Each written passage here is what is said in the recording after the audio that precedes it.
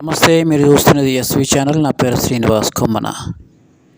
ఇక ఈరోజు వీడియోని చెప్పే విషయానికి వస్తే, ఉమ్మడి నిజామాబాద్ జిల్లా వరప్రదాయని నిజాం సాగర్ ప్రాజెక్టు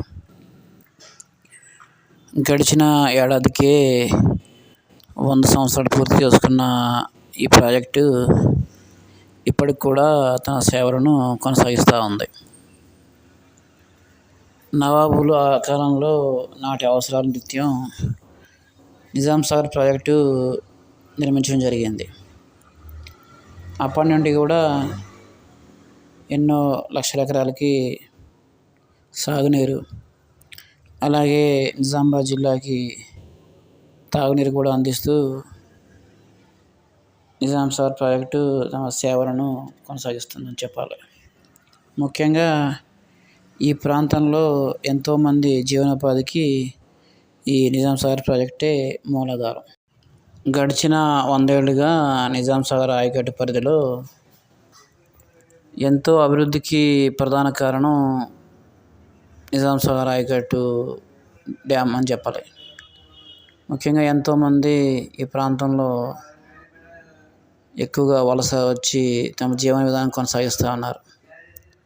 ఈ ప్రాంత పరిధిలో పలు వ్యాపారాలకి, పలు అభివృద్ధిగా చెందడానికి కూడా ముఖ్య కారణం నిజాం సాగర్ ప్రాజెక్టు.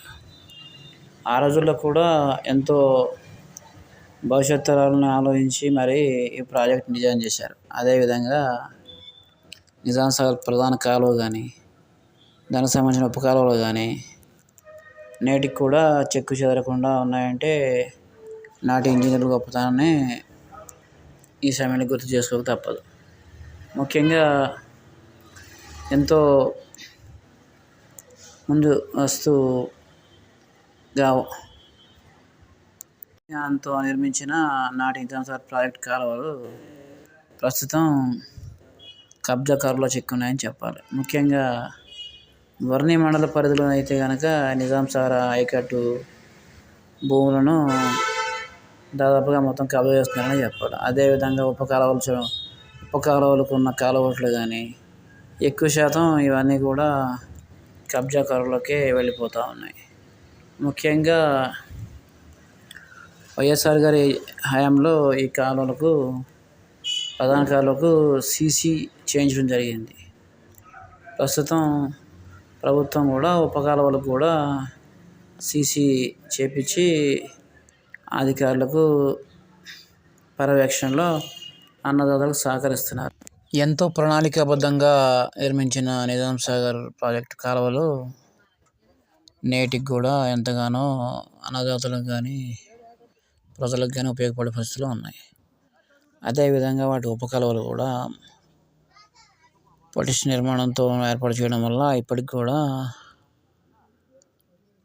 కొనసాగుతూ ఉన్నాయి. ముఖ్యంగా అభివృద్ధి చెందుతున్న ఉమ్మడి వర్ణి ప్రాంత పట్టణ పరిధిలో భూముల రేట్లు విపరీతంగా పెరిగిపోవడం వల్ల ఈ కాలువ గట్లు కానీ, నిజాం సాగర్ పరిధి భూములు కానీ, పిల్ల కాలువ గట్లు కానీ ఎక్కువ శాతం కబ్జాలకు గురవుతుంది. అదేవిధంగా సుదీర్ఘ కాలంగా ఉన్న నిజాం సాగర్ ఆయకట్టు పరిధిలో చెట్లు కూడా కబ్జాకారుల్లో చిక్కుకొని చెట్లను మొత్తం నాశనం చేస్తూ ఉన్నారు. ముఖ్యంగా ఆయకట్టు పరిధిలో గల కాలువగట్లు ప్రధాన కాలువలో ఉన్న భూములతో పాటు చెట్లు కూడా నాశనం చేయడం జరుగుతూ ఉంది. ఈ విధంగా చెట్లు మొత్తం కూడా పోతూ ఉన్నాయి. కాబట్టి అధికారులు ఇప్పటికైనా ఇరిగేషన్ అధికారులు ఈ విషయం స్పందించి నిజాం సాగర్ ఆయకట్టు పరిధిలో భూములకు కానీ చెట్లను కూడా కాపాడాల్సిన అవసరం ఉంది. చెట్లను కాపాడుకోవడం వల్ల ఆయకట్టు కూడా బలంగా ఉండడం జరుగుతూ ఉంది. ఈ విధంగా దశాబ్దాలుగా నిజాం సాగర్ ఆయకట్టు పరిధిలోని ప్రజలకు ప్రాజెక్టు వల్ల ఎంతో మేలు జరుగుతుంది. నిజాం సాగర్ ప్రాజెక్టు నుండి నిజామాబాద్ జిల్లా పట్టణానికి తాగునీటి సౌకర్యం ఉంది.